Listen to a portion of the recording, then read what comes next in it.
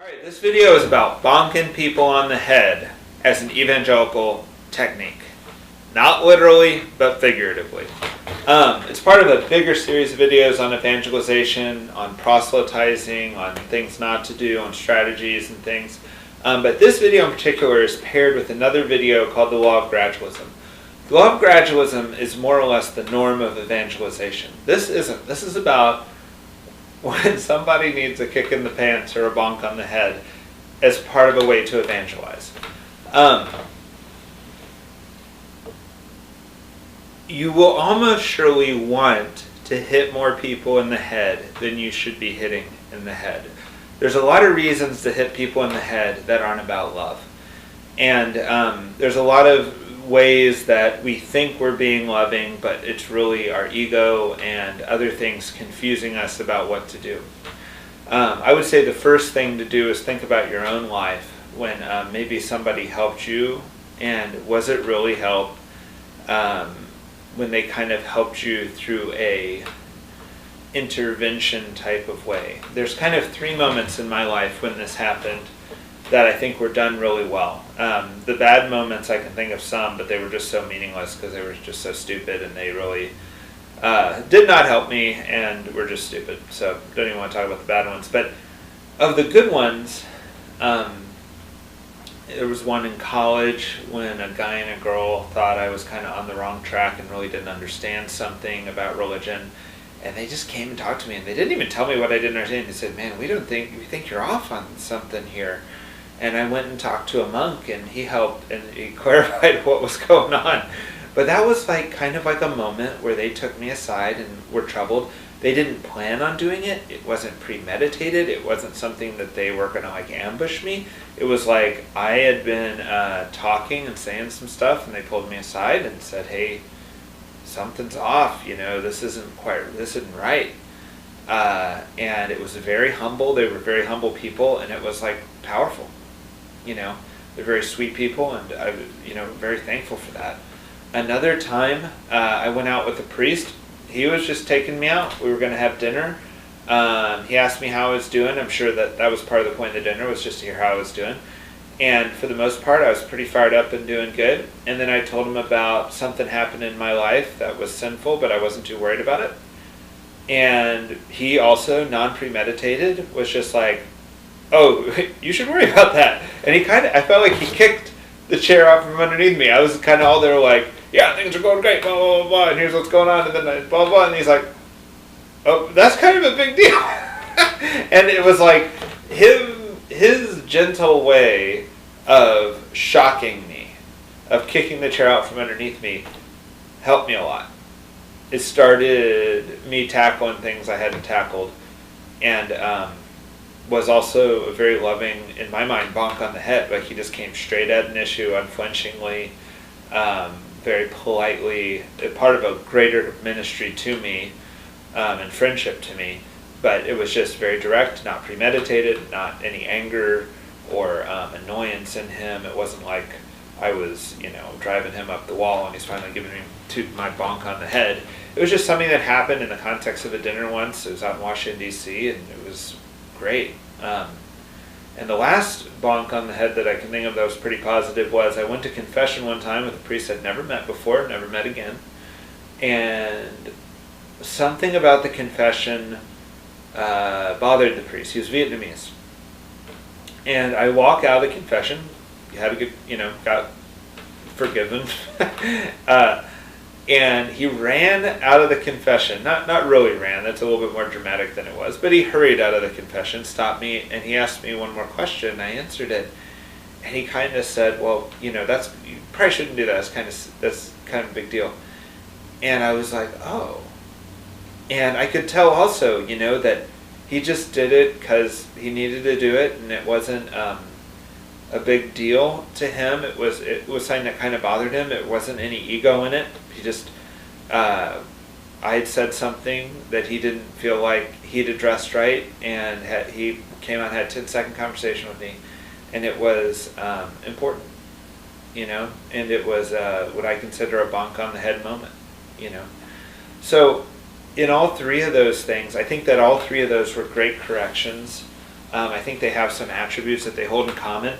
I think I personally have wanted to kick a whole lot more people in the rear end and bonk people on the head with other motivations than those three individuals. And I think I've been wrong. And you have to think about that and discern that when you decide how to evangelize. There were good things about all the different ways I was bonked on the head, but I think there's one more model before we talk about like how to bonk on the head, or when to bonk on the head, or when not to bonk on the head, is Jesus. We had a neat idea once for a Simple House retreat. We took all the missionaries and they all went and kind of had silent days with the Bible, and what they were supposed to be looking for was to go through the New Testament and find how did Jesus do evangelization. Like record who the person he was talking to was, or who the audience was, and what did he do, what tone did he do, what method did he do, or whatever. And so we ended up with this big chalkboard type of thing. I think we were using big sheets of paper. That would be like, all right, when he talked to people who were sick, as a category, this is what he did. When he talked to people who were public sinners, this is how, public sinners being like a prostitute or a tax collector or something, this is how he behaved. When he talked to people who were religious, like or religious authorities, like Sadducees, I think was one column, Pharisees was another, and this is how he behaved. And when we broke it all out, this is probably worth its own video, but he never bonked people on the head, particularly people who are obviously in the wrong, like public sinners. Like he didn't go, it wasn't Jesus' ministry to go stand on the street and yell at prostitutes that what they're doing is wrong. That wasn't the type of bonking on the head that he did. He only bonked religious people on the head. He went pretty aggressively after the Pharisees. Like all his most stern words and most confrontational way was with the religious people of his day, primarily Pharisees. And that's really interesting. Like, why is that? Is that because they would listen to a stern rebuke?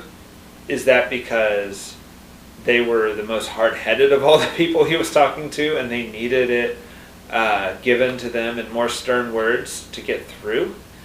Was it more shocking? Like the prostitute, if you yell at her that she is evil or a prostitute, totally non-shocked, tune you out, but the religious man,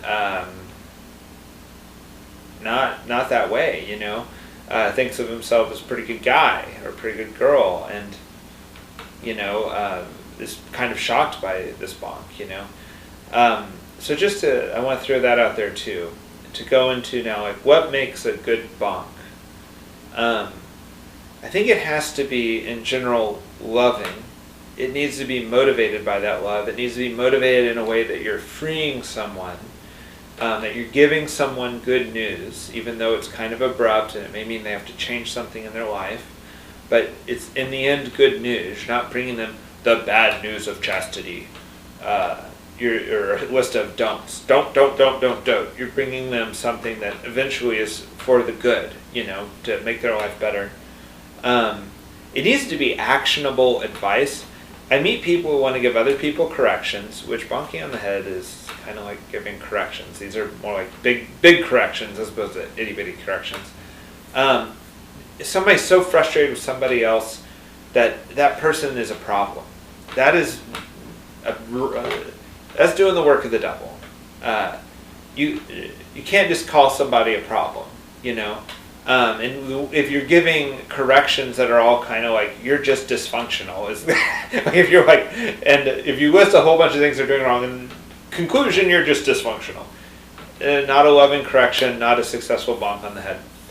You're probably not going to bonk on the head people who are obviously humiliated already by public sin. You have a chance to bonk on the head people more in powerful positions who are not humbled by what's happening. And I think that if you're close to the person, this is a very small part of a total ministry to this person. Like most of your ministry is going to be gradualism, and it's almost by all the loving acts you've done to this person as a total ministry, this one bonk has credibility. It's not something that you're just, my ministry to Jeff is to hit him in the head once a day, with a new correction. It's more like, my ministry to Jeff is 3 years of loving service, and one time I hit him in the head because he was really wrong, or he was getting wrong in a dangerous way. There should be no anger in this type of message. There should be no disappointment in this type of message. That's usually more, there should be no disappointment of you in them, That's more like you're having an issue dealing with something that they're doing, not their issue, And that's a different thing. You need to be totally over that before you ever go talk to somebody about this. And I want to talk about one other circumstance, because I've said in other videos that you can't have a whole ministry of conversion, that radical conversion that happens, that type of conversion that a bonk might start, that you hope the bonk would start, like something pretty meaningful change in someone's life. That's just not the way God seems to work. That's just not real ministry. I want to kind of show a little bit of an exception to that. My little exception would be, sometimes you'll have retreat directors or even psychiatrists or psychologists who have blips into people's lives, like 30-minute blips. And they can be very powerful instruments of change in people's lives. I'm thinking of an example. This is not a person who you think of as a ministry of bonking in the head, but I thought this was very powerful. My wife, I knew of a situation, not involving my wife, where a psychologist was dealing with a woman whose boyfriend had just committed suicide, and he'd been extremely manipulative about the whole thing. And the woman was grieving, and the psychologist was meeting with her. And at some point, the psychologist was kind of dealing with, I guess, whatever would be normal at that. And the psychologist really switched and said, look, stop. What you need to know is that this was an act of violence. This is a murder.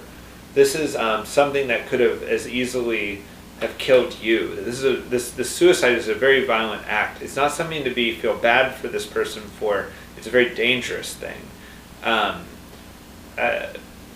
It's something that comes out of anger, And it was as if that psychologist was taking that woman who was feeling so bad for the person who committed suicide and shaking them up a little bit and said, grabbing them kind of like this bonk and saying, hey, look, that wasn't an act of anger. You need to think straight. And that psychologist knew she only had like 30 minutes or less with this woman.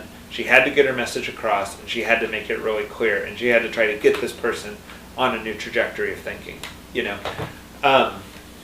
And every once in a while, you might get in a place where you're a teacher or a retreat director or something like that, where you have an opportunity and you've been given a little bit of authority, and you got to help people like this, I've seen that misused probably more than I've seen it used well.